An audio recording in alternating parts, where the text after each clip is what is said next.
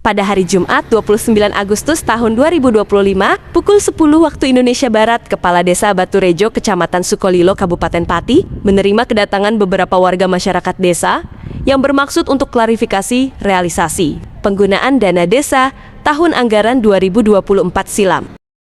Assalamualaikum warahmatullahi wabarakatuh. Waalaikumsalam warahmatullahi wabarakatuh. Selamat pagi, bahwa kedatangan kami kemari adalah atas permintaan warga masyarakat dari obrolan di dalam WA Group pada beberapa hari yang lalu, di mana masyarakat ini mencoba mempertanyakan dan meminta perihal SPJ, LPJ daripada penggunaan anggaran dana desa maupun yang lain di desa Baturejo. Jadi untuk laporan pertanggungjawaban kepala desa, surat pertanggungjawaban kepala desa itu diatur di dalam pasal 24, 26 dan 27 di dalam Undang-Undang Nomor 6 tahun 2014 tentang Undang-Undang Desa.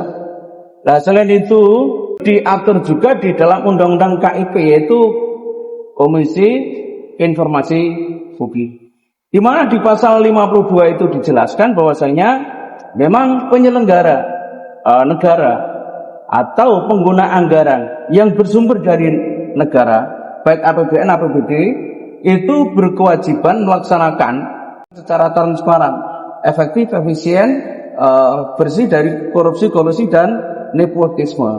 Nah, ini adalah amanah Undang-Undang Dasar.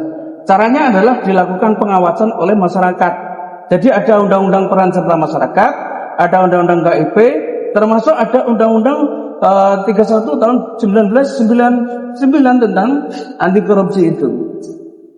Di dalam pasal 52 di Undang-Undang KIP itu disebutkan bahwasanya pihak pengguna keuangan negara maupun daerah itu berkewajiban untuk memberikan, menyediakan, dan menerbitkan surat pertanggungjawaban. Dalam hal ini adalah kepala desa. Surat pertanggungjawaban untuk LPJ itu mestinya tidak perlu diminta oleh masyarakat. Di situ kewajiban daripada penyelenggara keuangan negara maupun desa. Karena kewajiban itu masyarakat tidak perlu minta. Makanya di sini kita sampaikan bahwasanya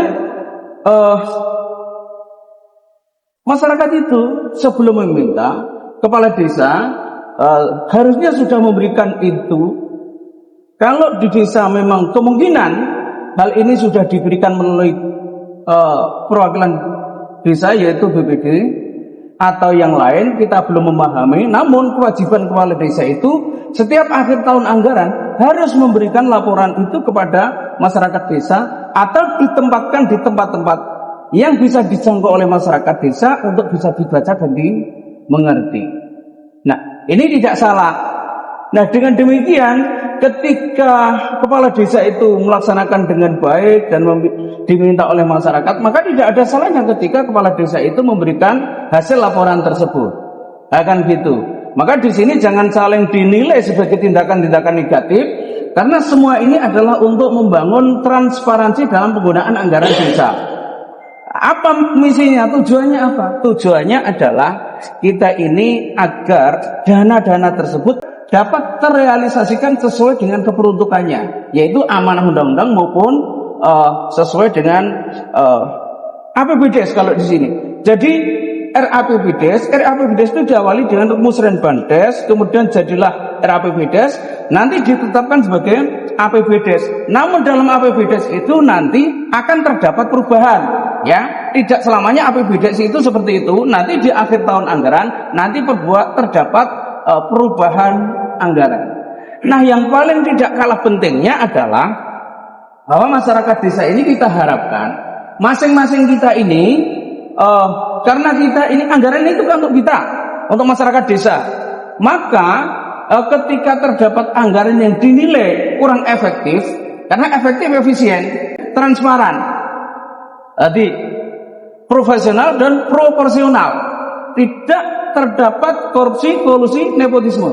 Harapan saya, maka ketika terdapat satu anggaran yang kira-kira ditempatkan atau direalisasikan kurang efektif, Maka warga masyarakat ini diharapkan untuk bisa menyampaikan usulan-usulan agar lebih efektifnya seperti apa. Misal ada Madin, ada TK, ada apa-apa, atau ada pemuda, ada kelompok apa. Namun yang paling penting adalah infrastruktur. Jadi ketika terdapat infrastruktur itu membutuhkan sentuhan anggaran, di situ kita usulkan. Baik kita usulkan secara langsung kepada kepala desa maupun kepada RT RW atau kepada BPD. Nah, ini tugas kita. Nah, namun perlu diketahui bahwa dalam hal penggunaan dana desa itu tidak hanya sebatas kegiatan fisik, ada yang non fisik, ya.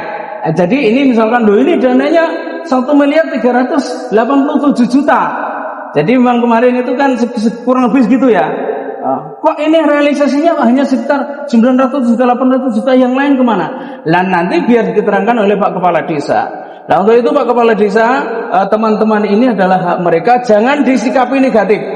Ya ini demi untuk memajukan desa kita bersama.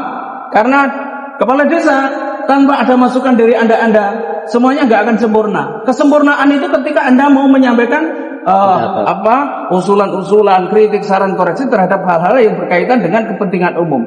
Demikian, mungkin ada teman-teman yang coba mau menyampaikan harapannya apa. Nanti biar Pak Kepala Desa menanggapi ya.